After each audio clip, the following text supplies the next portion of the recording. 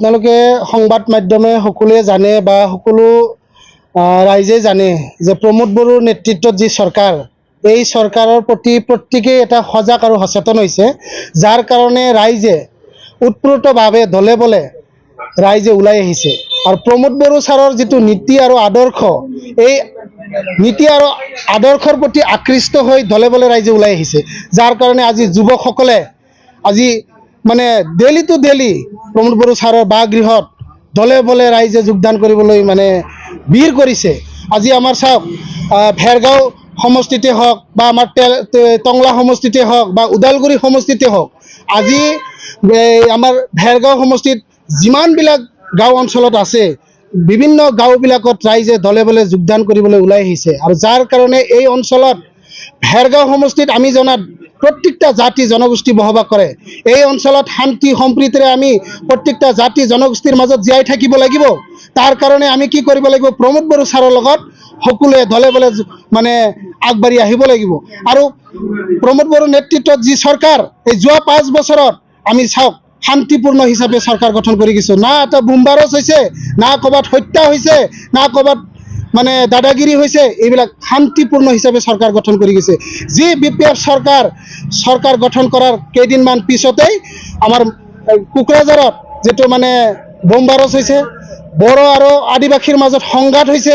তো এনেকুৱা ধৰণৰ বিভ্ৰান্তি আপোনালোকে দেখিবলৈ পাইছে, যা ল'ৰা ছোৱালীৰ মাজত হত্যাকাণ্ড হৈছে। তো এনেকুৱা এটাৰ পিছত এটা ঘটনা ঘটিবলৈ গৈ আছে। তো এইকাৰণে ৰাইজে সজাগ হৈছে আৰু সচেতন হৈছে। প্ৰত্যেকটা জাতি জনগোষ্ঠী ওলাই আহিছে।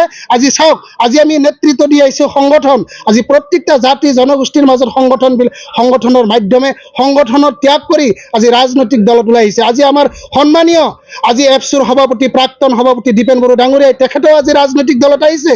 আজি আমাৰ এই টংলা সমষ্টিত জয়ন্ত কুমাৰ ৰাভা তেখেতেও আজি আঁচু কৰি আহিছিলে, এটা সংগঠন নেতৃত্ব দি আহিছিলে। সেই সংগঠনৰ পৰা আজি ৰাজনৈতিক দলত আহিছে। তো ঠিক তেনেকুৱা ধৰণৰ আমিও আজি প্ৰত্যেকটা জাতি জনগোষ্ঠীৰ পৰা আজি মানে ৰাজনৈতিক দলত আহিছোঁ। ইয়াৰ কিছুমান লক্ষ্য আৰু উদ্দেশ্য আছে। এই অঞ্চলত শান্তি সম্প্ৰীতিৰে জীয়াই থাকিব লাগিব। বিভিন্ন জাতি জনগোষ্ঠীৰ মাজত আমি হাতে হাত ধৰি আগুৱাই যাব লাগিব। তাৰ কাৰণে আমি কি কৰিছিলোঁ? প্ৰত্যেকটা জাতি জনগোষ্ঠীৰ পৰা আমি নেতৃত্ব দিয়াৰ কাৰণে, ভাল এটা পৰিৱেশ সৃষ্টি কৰাৰ কাৰণে আমি ৰাজনৈতিক দলত যোগদান কৰিছোঁ। তাৰ কাৰণে আমি সংগ্ৰাম কৰিব লাগিব।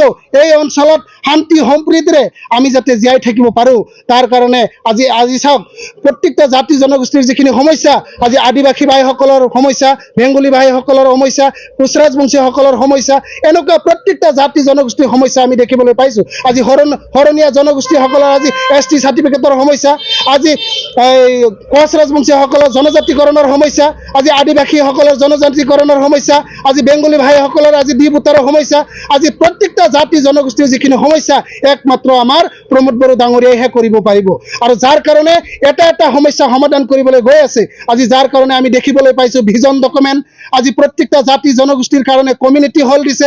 কোনো এটা কমিউনিটি, 26টা জাতি জনগোষ্ঠী যে BTR বসবাস কৰি আছে একেলগে, কোনো এটা জাতিক এৰি থৈ যোৱা নাই। প্ৰত্যেকটা জাতি জনগোষ্ঠী এটা বহাৰ কাৰণে প্লেটফৰ্ম বনাইছে, আজি ভিজন ডকুমেণ্ট বনাইছে।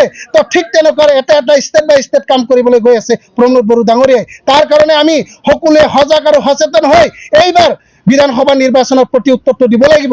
আৰু প্ৰত্যেকটা জাতি জনগোষ্ঠী আমাক সঁহাৰি জনাইছে, ৰাভা ভাইসকলেও সঁহাৰি জনাইছে, বেংগলী ভাইসকলেও সঁহাৰি জনাইছে। আজি প্ৰত্যেকটা জাতি জনগোষ্ঠী আমাৰ লগত UPPL দলৰ নীতি আৰু আদৰ্শৰ প্ৰতি আকৃষ্ট হৈ প্ৰমোদ বড়োৰ নেতৃত্বত চৰকাৰখনত সঁহাৰি জনাইছে। আমি এইবাৰ বিধানসভা নিৰ্বাচনত 10টাৰ পৰা 12টালৈ আমি জিকাটো খাটাং। কাৰণ মই সিদিনা আমি ওদালগুৰি সমষ্টিত যেতিয়া আমাৰ দীপেন বড়ো ছাৰৰ যিটো নিৰ্বাচনী প্ৰচাৰত গৈছিলোঁ, কি সুন্দৰ এটা পৰিৱেশ, প্ৰত্যেকটা জাতি জনগোষ্ঠী ওলাই আহিছে, কি সুন্দৰ এটা পৰিৱেশ। আৰু যোৱাকালি যিটো আমাৰ টংলাত আমাৰ এই ৰাভাদাৰ সমষ্টিত যেতিয়া আমি কেম্পিং কৰিবলৈ গৈছিলোঁ, টংলা বিধানসভা সমষ্টিত কলাইগাঁও অঞ্চলত যিটো মাইনৰিটি জনগোষ্ঠীৰ মাজত গৈছিলোঁ, তাতে প্ৰত্যেকটা মুৰব্বীসকলে আমাক নিৰ্দেশ দিছে, পৰামৰ্শ দিছে যে আপোনালোকে এনেকুৱা ধৰণৰ পৰা কাম কৰি যাওক, আমি আছোঁ, আপোনালোকৰ লগত আছোঁ। কাৰণ আমাক যোৱা BTC নিৰ্বাচনত আমাক ঠগবাজি কৰিছে।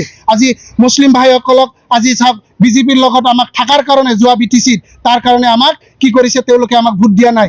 এইবাৰ সেই ঘূৰি গাড়ী গাঁতাৰ সাপ গাঁতাতে গৈছে, তাৰ কাৰণে এইবাৰ প্ৰতি উত্তৰটো দিবৰ কাৰণে মুছলিম ভাইসকলে আমাৰ লগত দলে বলে ওলাই আহিছে। তাৰ কাৰণে এইবাৰ বিধানসভা নিৰ্বাচনত এইবাৰ প্ৰতি উত্তৰটো দিয়াৰ কাৰণে সকলোৱে একগোট হৈ সকলোৱে আমি এইবাৰ প্ৰতি উত্তৰটো দিম বুলি আমি ৰাইজে সজাগ আৰু সচেতন হৈছোঁ।